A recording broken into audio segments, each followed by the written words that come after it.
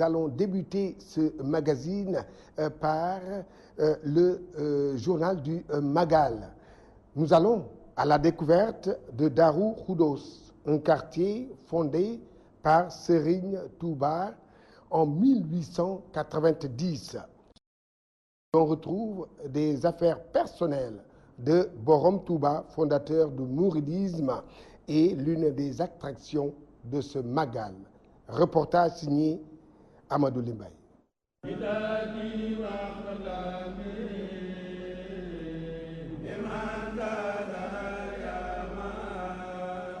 Situé à une centaine de mètres de la grande mosquée de Touba, Darou Khoudoss, un quartier où Serigne Touba a eu sa première maison dans la cité religieuse. Serigne Touba fi la dëkkoon loolu moo doon këram am na fi juróomi at yoo xam ne. Serigne Touba Khadim Rassoul habitait dans cette localité qu'il a lui-même créée en 1890. Sa maison était ici. Il a passé à Darou Khoudoss 5 des 7 ans qu'il a vécu à Touba. muy barab boo xam ne ginnaawam bi wàcc ab liggéey génn kër lañ ko moom la ci Touba muy gii. Ce lieu ô combien important pour le cheikh où il a passé 5 ans. Darou Khoudoss servait également de lieu de retraite spirituelle à Khadim Rassoul. barab la bu mu fonkoon lool moom Seex Khadim fii mooy këram ci Touba ñu bëri na xamuñu ko. Il accordait une importance capitale à ce lieu. D'ailleurs, c'est ici qu'il faisait certaines de ses retraites spirituelles. Il a écrit beaucoup de khassidas dans cette localité de Darou Khoudoss qui a toujours été pour le fondateur du mouridisme un lieu de prière et de recueillement. boo xool si ñooñu nag suñu sant ñëw sëñ bi loolu moo taxoon mu sañ ci gën kër ci wetu kër gi tuddee ko Daaru Rahman. Dans cette maison, on retrouve aujourd'hui la majeure partie des affaires personnelles de Serigne Touba. bayti nag boo xoolee lu ëpp ci bagage Serigne Touba yi foofu lañ ko dajale. C'est ici à Beyti qu'on retrouve tous les bagages de Serigne Touba Khadim. C'est un lieu qui compte beaucoup pour les mourides, car tous les objets de Serigne Touba qu'il a ramenés de son exil sont gardés précieusement à Beyti. ñeen na barab la boo xam ne dafa géej waxtu ci ne mi ngi fi. Darou Khoudoss est le point de départ en exil du fondateur du mouridisme. À l'occasion du Grand Magal, ce quartier constitue un lieu de ralliement de nombreux disciples.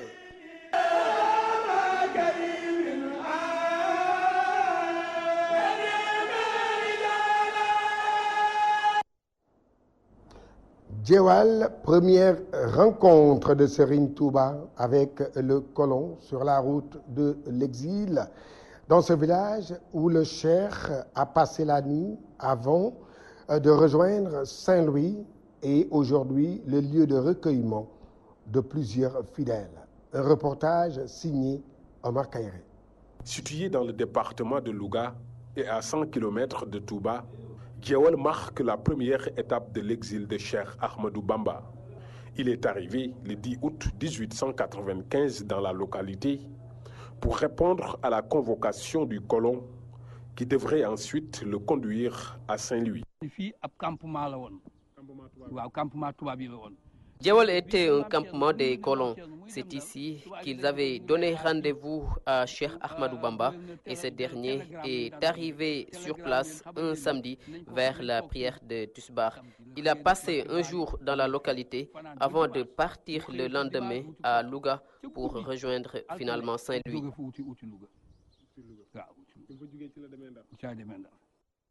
C'est à Djewal où le fondateur du mouridisme a appris sa victoire prochaine sur le colonisateur malgré les années d'obscurité.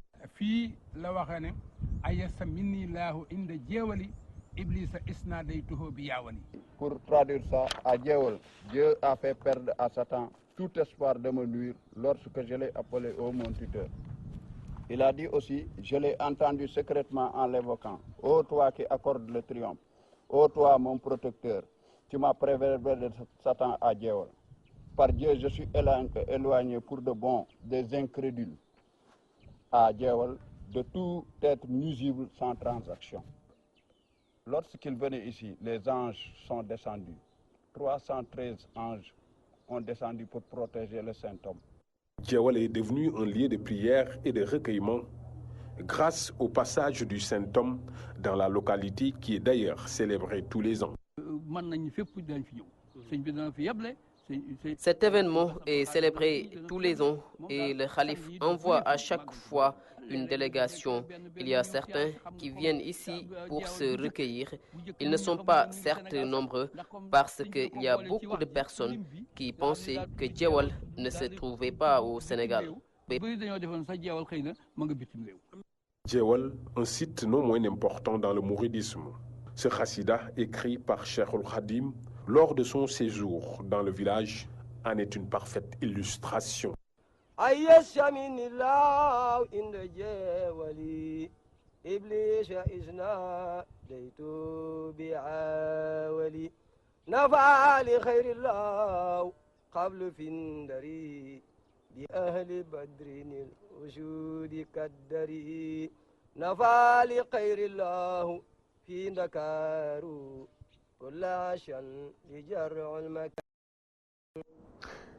Ndam ou la cité du savoir, un village créé par Serigne Touba, devenu un quartier de la ville sainte au fil des années.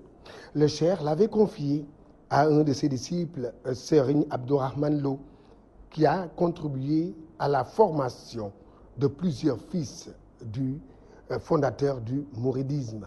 Je vous propose un reportage de Gorgui Samba Ndiaye.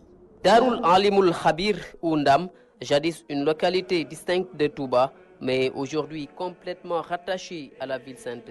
Les conséquences de l'urbanisation galopante de Touba sont passées par là. La création de Ndam ne relève pas du tout du hasard, car Serigne Touba a voulu faire de cette localité une source du savoir. Ndam a été fondé en 1891 par Serigne Touba après Darussalam et Touba. Il y a envoyé un de ses disciples en la personne de Serigne Abdourahmane Lo. Ce dernier avait pour mission d'enseigner le Coran.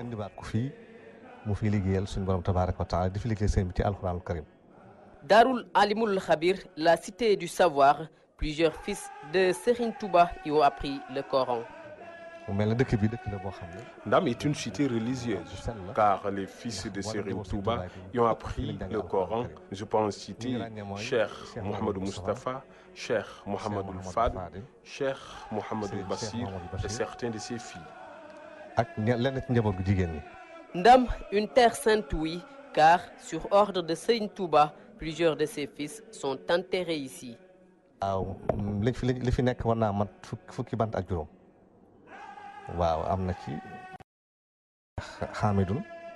Au total, 15 enfants de Serigne Touba sont enterrés à Ndam. On peut citer Cheikh Amidou, Ahmadoul Mokhtar, Abou Bakrin, Abdoul Mohimin, etc.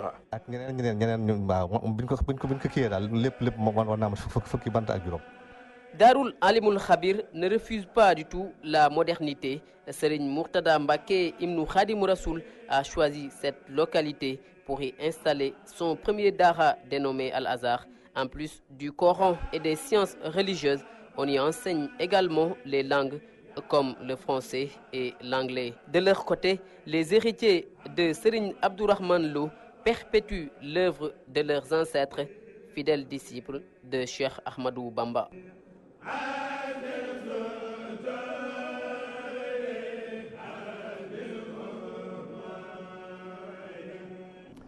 À la découverte de Darou Marnane, où Serigne Touba a été accusé de vouloir fomenter une guerre sainte contre le pouvoir colonial.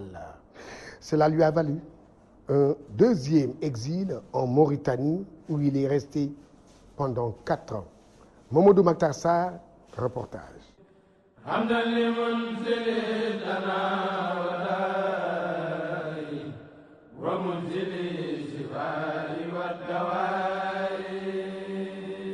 Darou Marnane, une localité créée par Mame Thierno Birahim Mbacké Ndamal Darou, le frère de Serigne Touba Khadim Rassoul en 1902. Le fondateur du mouridisme, en route pour son exil au Gabon, avait recommandé à son jeune frère et lieutenant de fonder ce village afin de veiller à l'éducation des fidèles et de les amener vers la voie du mouridisme. Darou Marnane. Darou Marnane est un village fondé par Mame Thierno Birahim sur ordre de Borom Touba avant son départ d'exil au Gabon. À l'époque, Mame Thierno Birahim, qui vivait à Mbacké Bari, est venu à Guy Ngourane et c'est à partir de là qu'il a créé Darou Marnane. jox ko tur bi moom Sëñ Touba moo ko jox Mame Thierno tur bi na ko tuddee Darou Marnane. À son retour du Gabon, le cheikh y séjourna durant 6 mois. C'est de là que les autorités coloniales l'accusèrent de fomenter des activités séditieuses contre leur pouvoir, ce qui lui a valu un second exil vers la Mauritanie. fi la borom Daaru ne. Mame Thierno s'est installé à Darou Marnane jusqu'au retour du cheikh. Ce dernier, qui était à Darou Salam, est finalement revenu pour retrouver Mame Thierno dans la localité où il a séjourné pendant 6 mois. Il s'est passé beaucoup de choses dans ce village. C'est ici qu'il a été accusé par le pouvoir colonial de préparer une guerre sainte. Ainsi, il a été déporté en Mauritanie. loolu tax daal ñu jëlee ko ci gàttal daal yóbbu ko Gànnaar. Darou Marnane était tombé en décadence après la disparition du cheikh. Mais grâce au dévouement des petits-fils de Serigne Touba Khadimou Rassoul, la cité a retrouvé les couleurs pour devenir aujourd'hui une des places fortes du mouridisme, comme en atteste la seconde résidence de Khadimou Rassoul, construite dans ce village qui compte des milliers d'habitants. وكفنا الآفات والرزايا